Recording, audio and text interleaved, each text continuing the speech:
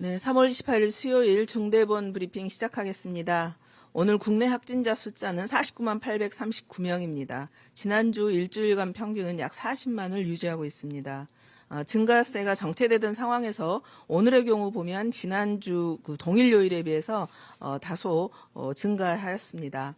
통상 저희가 확진자 수는 요일별로 편차가 존재하기 때문에 확진자 규모의 증가 또는 감쇄 추세를 판단할 때 주간 평균 확진자 수를 고려하고 있습니다. 참고로 보면 2주 전에 있어서의 주간 평균 확진자 수는 약 28만 명이었고요. 직전 주에는 40만 정도였습니다. 금주가 시작되는 일요일부터 오늘까지 해서 4일간 확진자 수 평균을 보면 34만 7천 명 정도가 되겠습니다. 특히 지난주는 신속 항원 검사 확진자를 집계하는 과정에서 전일 집계되지 못한 그런 통계가 이제 분산이 되면서 내일 모레라든지 또 금주 상황을 조금 더 지켜볼 필요가 있겠습니다. 위중증 환자의 증가는 확진자 증가 폭에 비해서 둔화되고 있습니다. 위중증 환자 숫자는 오늘 기준으로 보면 1,084명입니다.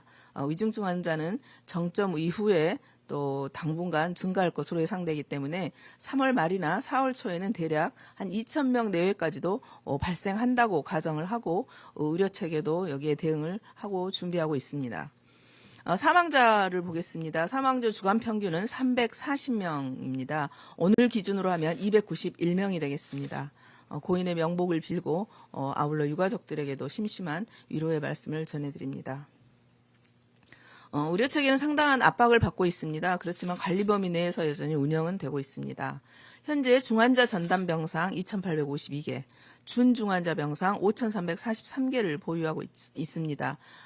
가동률을 보면 중환자 병상 64.4%, 준중환자 병상은 68%가 운영되고 있습니다. 중등증 환자를 겸한 감염병 전담병원의 입원 병상은 가동률이 41.7%입니다.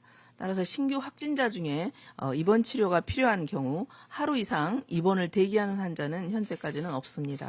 다만 재택 치료 도중에 의료적 조치가 필요한 경우를 대비해서 여러 가지 준비를 하고 있습니다. 특히 오늘 중대본회의에서는 응급환자 발생 시 대응 방안을 강화하는 부분에 대해서 논의가 있었습니다. 그 내용을 보면 먼저 응급환자의 원활한 이송을 위해서 초응급 이송이 필요한 환자에 대해서 시도 환자관리반이 요청이 있는 경우에는 중앙응급의료센터에서 이송병원을 선정하는 데 지원을 하고 있습니다. 또한 코로나 응급환자를 이렇게 응급실에서 각자 수용을 할 때 그런 적극성을 좀 유도하기 위해서 응급의료 기관 평가에서 코로나 환자 진료 분담을 반영하는 그런 인센티브 제도도 마련을 했습니다. 아울러 각 지자체에 지역별로 상황이 반영된 재택치료자 응급이송 원칙을 수립하도록 했고요. 지역 소방본부 그리고 의료기관을 포함해서 각 지역별로 응급의료 협의체를 구성하도록 하고 있고 이미 그 구성이 완료된 곳과 진행하는 곳이 있습니다. 이에 따른 추진 현황은 지속적으로 저희들이 모니터링 할 예정입니다. 코로나 응급한 환자의 경우 신속한 이송과 치료를 위해서 최선의 노력을 다해 가겠습니다. 다음으로는 전문가용 신속항원 검사 양성 확진자에 대해서 관리 방안 변화된 내용 말씀드리겠습니다. 3월 25일부터 60세 이상 또는 면역 저하자가 동네 병의원에 전문가용 신속 항원 검사를 통해서 확진되는 경우에는 재택치료에서 일반 관리군으로 관리를 할 예정입니다. 이런 내용은 기존에 이제 집중관리군으로 분류되었던 60세 이상 또는 면역 저하자가 검사를 받은 뒤에 일반관리군 체계인 병의원에서 진료 또는 처방 또 증상 모니터링까지 좀 받고 싶어하는 경향도 있어서 이런 분들이 빠르게 이런 그 진료 체계에 적응될 수 있도록 하기 위한 것입니다. 그렇지만 다만 60세 이상이라든지 또 면역 저하자분들께서 이렇게 동네 병원에서 진단을 받았다 하더라도 관리 의료기관을 통해서 이 일 모니터링을 내가 받고 싶다. 그리고 집중관리로 나는 관리를 받고 싶다라고 희망한 경우에는 본인의 의사를 확인을 통해서 집중관리군으로 전환할 수 있도록 할 예정입니다. 이를 통해서 저희가 얻을 수 있는 것은 고위험 확진자를 대상으로 보다 신속하게 의약품을 처방하고 이들을 조금 더 두텁고 빠르게 보호하고 또 중증화로 인한 사망 피해를 최소화할 수 있을 것이라고 전망하고 있습니다. 앞으로도 고위험군 중심의 관리에 더욱 집중할 예정이고요. 사각지대가 발생하지 않도록 지속적인 상황 점검 아울러 해나가도록 하겠습니다. 또 오늘 중대본에서는 코로나 상비약 수급 현황에 대한 논의가 있었습니다.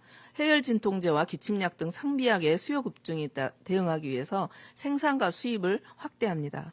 생산업체 대상 허가 등 행정 절차를 신속히 처리하고 또 생산에 차질이 발생하지 않도록 해나가겠습니다.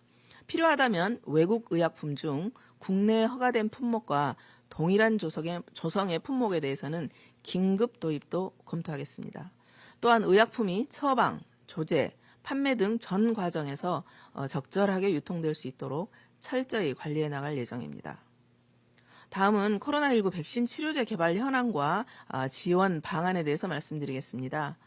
국내에서는 백신 8개 기업, 그 다음에 치료제는 17개 기업이 임상시험을 진행하고 있습니다. 백신의 경우에는 SK바이오사이언스에서 임상 3상 참여자 모집을 완료했습니다. 그래서 상반기 개발 완료를 목표로 백신의 효능을 확인하고 있는 중입니다. 치료제의 경우에는 오미크론 등 변이 바이러스에서도 사용이 가능한 항체 치료제 개발이 진행되고 있습니다. 해외 기업의 유망한 먹는 치료제 개발에 국내 기업이 공동 참여하는 등 다양한 형태의 개발도 이루어지고 있습니다. 정부는 코로나19 치료제 또 백신이 신속하게 개발될 수 있도록 적극적인 지원을 지속하도록 하겠습니다. R&D 지원, 또 임상 지원 TF 운영, 국가주도 검체 분석 지원 등 범정부 차원에서도 신속한 개발에 총력을 다하고 있습니다. 특히 신속한 개발에 있어서도 필수적인 임상시험 참여자 모집이라든지 이런 부분들도 적극 지원하고 있습니다. 임상시험에 대한 참여 모집, 그리고 홍보를 강화하고 또 임상시험에 참여를 희망하는 사람에게는 생활치료센터 등으로 병상을 우선 배정하는 등 신속한 임상시험 참여자와의 연계를 강화하고 있습니다. 또 감염병 상황에서 치료제와 백신 개발은 이게 우리의 자주권 확보 차원에서도 매우 중요합니다. 국산 치료제와 백신이 개발될 수 있도록 국민 여러분들의 적극적인 관심 그리고 참여 당부드리겠습니다. 아직 유행의 정점이 도래하였는지 불확실한 상황으로 본격적인 감소 추세로 전환되는지는 이번 주 상황을 조금 더 지켜봐야 할 것 같습니다. 오미크론의 치명률이 낮아졌다 하더라도 고령층 그리고 미접종자에게는 여전히 치명률이 높습니다. 그리고 여전히 위험합니다. 특히 60세 이상 고령층의 경우 반드시 3차 접종을 받아주시기를 다시 한번 당부드립니다. 그리고 이상이 있으면 즉시 검사를 하고 치료제 처방 등 치료를 빨리 받아주시기를 당부드리겠습니다. 고령층 이외의 일반 국민들께서도 마스크 착용, 그리고 환기, 손 씻기 등 개인 방역 수칙을 철저하게 지켜주실 것을 부탁드립니다. 정부도 위중증과 사망의 피해를 최소화하고 방역과 의료 대응에 최선을 다해 나가도록 하겠습니다. 감사합니다.